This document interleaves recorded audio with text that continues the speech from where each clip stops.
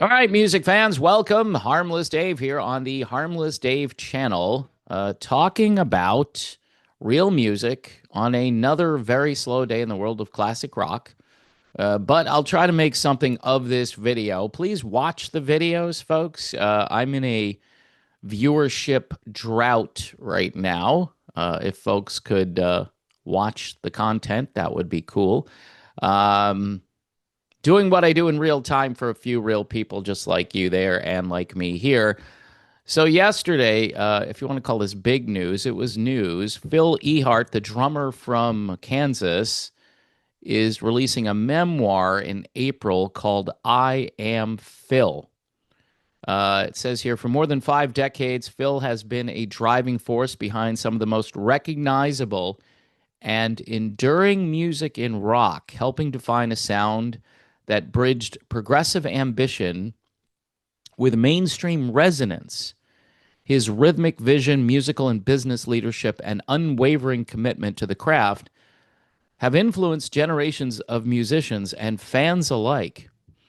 Yet, I Am Phil is not a victory lap. It is a work of remarkable transparency, honesty, and vulnerability. All right, pretty powerful paragraph there. Um, Let me address some of this. In rock, helping define a sound that bridged progressive ambition with mainstream resonance, influenced generations of musicians and fans alike. So we've got this institution that recognizes rock and roll or whatever they define it as. And I know a lot of people, they'll come along and they'll make a comment like, who cares about the Rock and Roll Hall of Fame? Who cares? We all know that this is really great music. But think of the insanity. You put Cyndi Lauper in the Rock and Roll Hall of Fame last time around. And Kansas, I don't even know if they've ever been nominated. There are a lot of things in the Rock and Roll Hall of Fame that I believe have to do with worldview. What do the people going in believe politically, culturally? Um, was their influence on the rock and roll culture more about debauchery as opposed to just great music? Seriously. I mean, you've got to start to look at some of this stuff and think, huh, this band that nobody's heard of is in the Hall of Fame. All right, I'm just throwing out, I'm not going to throw out names. You can, fill in the blank with your favorite pet peeve induction, right? Cyndi Lauper is actually a higher bar than some of the things that they've put in there. But a band like Kansas, who, as they mention here, have influenced generations of musicians and fans alike, but yet have never been nominated for an institution which supposedly talks about influence. And nobody's going to bat. Paul Schaefer, whoever is influential on the board of the Hall of Fame, they don't say, hey, this band was, all cylinders, unique sound. The system back in the 70s embraced this band. Don Kirshner, I mean, all of that promotional muscle that went behind getting Kansas recognized, and they deserved it because they created some unforgettable music.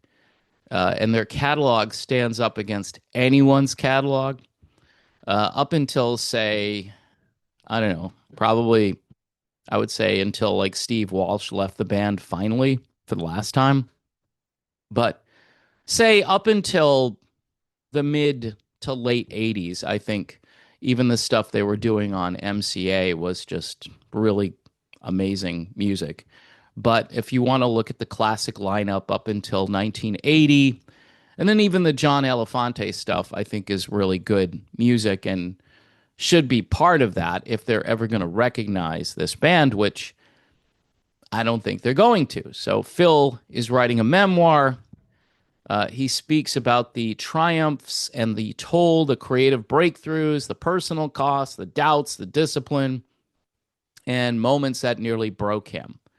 Now, of course, he recently suffered a heart attack, which is even more tragic that this band right now, I believe, is out there touring with zero original members. Not one original member. I don't know if Rich Williams is showing up for shows. He might be. It might be hit or miss with Rich. Phil, I guess, planned on being out there from time to time. Um, but this band is no longer the band it started as, which is even more tragic in light of the fact that the rock and roll, whatever you want to call it, Hall of Fame hasn't even thought about Kansas. I mean, I think Styx should go in the Hall of Fame. I think REO Speedwagon deserves to be in the Hall of Fame. I would put Kansas above both of those bands because they're original, they're thoughtful. Now, I'm going to make a claim here, and you can think I'm wrong or you can not care, which a lot of people say I really don't care. But Kansas was this band lyrically that wrestled with God, all right, in their early days. And of course, Kerry Livgren converted to Christianity, and that doesn't help their cause, right? John Elefante, Christian.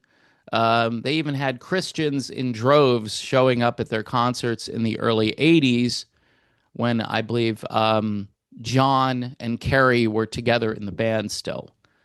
Early 80s, which, by the way, Drastic Measures, phenomenal album, right?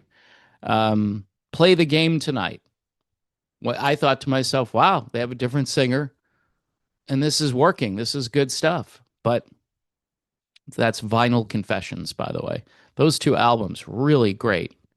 But their Christian worldview, I think, is one of the factors as to why the Rock and Roll Hall of Fame would never consider putting them in.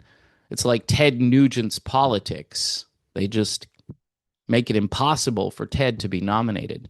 And there probably are other bands, other people that think a certain way. I think of Jim Croce, working class hero, complaining about New York City, complaining about urban sprawl and wanting to go back to the country. Yeah. I mean, here's a guy who was on top of the world and died in a plane crash, and we're not even gonna consider him. But we'll put Cyndi Lauper in there because she flies the rainbow flag and she does all the things that we believe are the good, virtuous things. Whereas, Kerry Livgren proclaiming the name of Jesus, that's, we can't have that on stage. So anyway, those are some thoughts. I'm sure Phil's memoir will be an interesting read. I had a few patrons send me links to this article, and I was like, yeah, it's still a slow day in the world of classic rock. But Phil had this massive heart attack. It's good that he's still around to tell his story. It's an amazing story. And if you haven't seen the documentary Miracles Out of Nowhere, I would go watch that.